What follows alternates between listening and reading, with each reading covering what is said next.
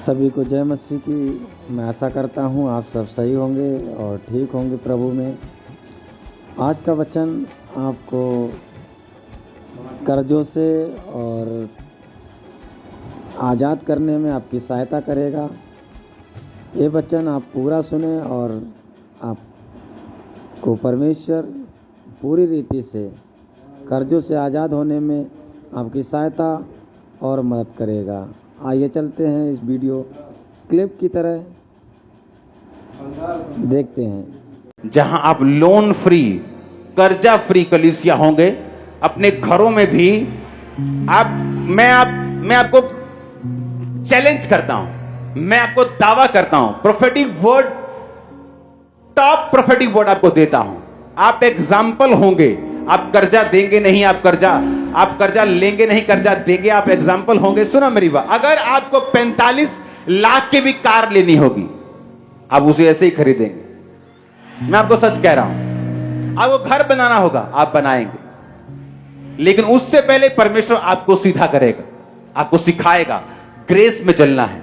अगर मेरे पास आज स्कूटर की ग्रेस है, मैं लोन लेकर कार लेना नहीं चाहूंगा। मैं उसी ग्रेस में खुश रहूंगा, वचन पे चलूंगा, वचन को मानूंगा, प्रेयर करूंगा, जोड़ूंगा, सब काम करूंगा और वेट करूंगा उसकी ग्रेस की। आप इमेजिन करना, जो यहोवा की बाट जोते हैं वो नया बल प्राप्त करते जाएंगे।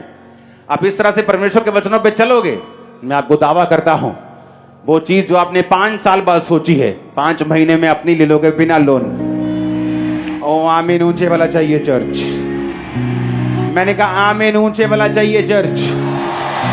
कर्जे के विषय में परमेश्वर क्या चाहता है, जो डिलीवरेंस हम लेना चाहते हैं, जो परमेश्वर देना आपको चाहता है, सबसे पहले आपको यह मालूम होना चाहिए कि परमेश्वर उस विषय में मेरे लिए क्या सोचता है। क्योंकि अगर वो परमेश्वर की मर्जी नहीं है तो आप कभी भी वो आशीष परमेश्वर की ओर से नहीं पा सकते। अगर वो संसारिक दृष्टि से किसी व्यक्ति के पास आती भी है, वो दुखों से भरी हुई होगी, शॉर्ट टाइम के लिए होगी और आपके वंश के लिए वो बरकत का कारण नहीं होगी। इसीलिए हमने पहले यह सोचना है कि परमेश्वर मेरे लिए क्या सोचता है। जब वो मुझे देखता है, आप भूल जाओ आज क्रूसेड की तरह लोग आए हैं थर्सडे, आप भूल जाओ यहां लाखों लोग बैठे हैं, आप ये सोचो कि मुझसे बात कर रहा है परमेश्वर का वचन। तो सबसे पहले जब हमें परमेश्वर की बरकत को लेना है, जो परमेश्वर सोचता है मेरे लिए, कि वो क्या सोचता है। बाइबल कहती है परमेश्वर ये सोचता है कि वो तू सब जातियों को उधार देगा, उधार लेगा नहीं। तो परमेश्वर, मैं एक बात आपको यह बता दूं बाइबल के बीच से, नीति वचन 22 उसकी 7 आयत पढ़ेंगे। धनी निर्धन पर प्रभुता करता है और उधार लेने वाला उधार देने वाले का दास होता है। बाइबल कहती है तुम नौकर हो उसके जिससे तुमने पैसे उधार लिए हैं। और जब परमेश्वर ने इजराइलियों को बुलाया तो परमेश्वर ने कहा, मैं तुझे सब जातियों में से श्रेष्ठ करूंगा, ये मेरी बुलाहट है तुम लोगों के लिए। तो तुम बहुत सी जातियों को उधार दोगे, तुम बहुत सी जातियों को पैसा उधार दोगे, परंतु तुम्हें किसी से भी उधार लेने की जरूरत जो है वो नहीं पड़ेगी। हालेलुया। अब आप जानते हैं, व्यवस्था विवरण 28 उसकी 1, 2 और 12 आयत को पढ़ेंगे। यदि तू अपने परमेश्वर यहोवा की सब आज्ञाएं जो आज तुझे सुनाई जाती हैं चौकसी से पूरा करने को चित्त लगाकर उसे सुने, तो वह तुझे पृथ्वी की सब जातियों में श्रेष्ठ करेगा। फिर अपने परमेश्वर यहोवा की सुनने के कारण ये सब आशीर्वाद तुम पर आएंगे। यहोवा तेरे लिए आकाश रूपी उत्तम भंडार को खोलकर तेरी भूमि पर समय पर बारिश बरसाया करेगा और तेरे सारे कामों पर आशीष देगा। तू बहुतेरी जातियों को उधार देगा, परंतु तुझे किसी से उधार लेना नहीं पड़ेगा। हमने फिर से पहले एक वचन सुना था, अभी हमने दूसरे वचन में यही सुना कि परमेश्वर बार बार कर्जे के बारे में बात कर रहा था। वो अपने लोगों को यह बताने की कोशिश कर रहा था कि तुम लोग जो मेरे नाम के कहलाए जाते हो, तुम कर्जा नहीं लोगे पर तुम कर्जा दोगे। आमीन। व्यवस्था विवरण 28 की आप 15 आयत को पढ़ें। यदि तू परमेश्वर यहोवा की बात ना सुने और उसकी सारी आज्ञाओं और विधियों को पालने में जो आज तुझे मैं सुनाता हूं चौकसी ना करे तो ये सारे श्राप तुम पर आ जाएंगे। वो श्राप कौन से हैं, आप उससे आगे आप पढ़ना।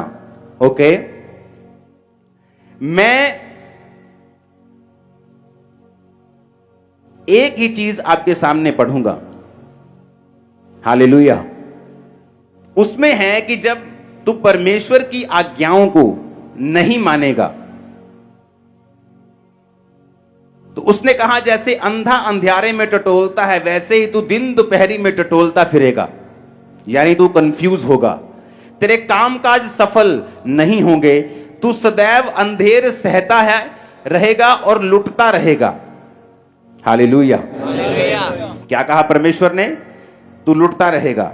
44 आयत में लिखा, वो लोग तुझको उधार देंगे परंतु तू किसी को भी उधार ना दे सकेगा, वह तो सिर ठहरेंगे और तू पूंछ ठहरेगा। परमेश्वर ने कहा अगर तू मेरी आज्ञाओं पे नहीं चलेगा तो तुझे उधार लेने की जरूरत पड़ेगी। एक बात आपको ये कान खोल के आज समझनी है कि पहली बात तो ये दिमाग में डाल लो कि उधार लेना परमेश्वर नहीं चाहता आप लें किसी भी तरह का लोन, किसी भी तरह का उधार। आपको बड़ी इंटरेस्टिंग बातें अब मैं बताऊंगा।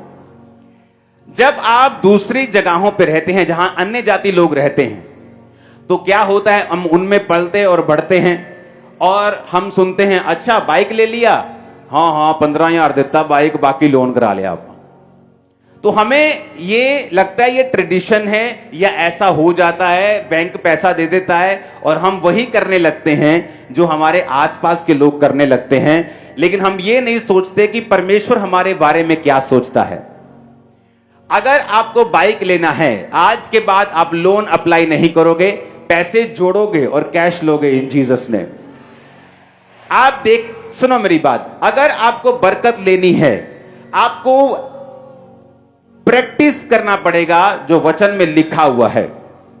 एक बहुत बड़ी बिजनेसमैन थी, तो वो क्रिश्चियन थी लेकिन परमेश्वर के वचन पे नहीं चलती थी, बिजनेस ज्यादा था, बिजनेस में बिजी थी, बहुत बड़ी उसकी कंपनी थी, आज भी जिंदा है वो, बड़ी गवाही है उसकी। तो वो इतना परमेश्वर के वचन पे नहीं चल पाती थी। तो कंपनी थी, तो जब कंपनी में अप डाउन आता रहता है, खासकर फॉरेन कंट्रीज में रिसेशन आते रहते हैं, तो जब रिसेशन आया तो थोड़ा लोन था, वो लोन बढ़ गया। लोन बढ़ता बढ़ता बढ़ता इतना बढ़ गया कि वो लोन 40-50 करोड़ से भी ज्यादा का लोन उसके सिर के ऊपर हो गया। अब बात ये थी कि उसे वो नॉर्मल लग रहा था क्योंकि बाकी बिजनेस भी लोन ले रहे थे और बाकी भी कर्जे के नीचे थे। आप कई बार देखते हो बहुत बड़े बड़े बिजनेसमैन आप सुनते हो अच्छा बैंकरप्ट हो गया, यार वो तो टॉप 10 में आता था। वो कर्जा इतना है उन लोगों के ऊपर कि जब थोड़ा सा भी हिलते हैं तो वो कर्जा उनको दबा लेता है।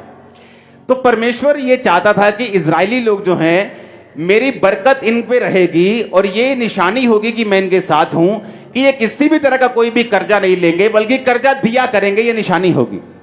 तो अब जो उस औरत को जब कहती कि सब कुछ चल रहा था अच्छा, ये नहीं कि लोन की पेमेंट टूट रही थी, किस्तें भी टाइम पर जा रही थी, पर कहती एक बात मेरे दिल में आती थी कि इतना लोन है मेरे सिर के ऊपर, इससे पूरा करने में मेरी सारी उम्र जाएगी। यानी वो अगर 40 साल की उस समय थी तो उसने कहा कि इसे कंप्लीट करते करते बैंकों में कम से कम मैं 70 साल की हो जाऊंगी, 80 साल की हो जाऊंगी, तब जाके ये लोन जो है मेरी पूरी लाइफ में खत्म होगा। कहती मुझे ये भी नॉर्मल लग रहा था। कहती उसके बाद किसी से मालूम हुआ, उसने क्रिश्चियन बुक्स पढ़नी स्टार्ट कर दी।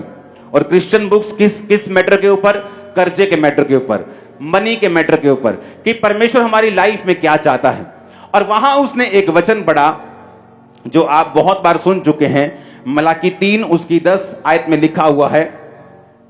उस वचन को जब उसने पढ़ा तो वहां पर मलाकी में लिखा है कि अगर सारे दशमांश तू भंडार में ले आए, सारे दशमांश भंडार में ले आओ कि मेरे भवन में भोजन वस्तु रहे, यानी परमेश्वर के भवन में सब सेवकाई के काम होते जाएं।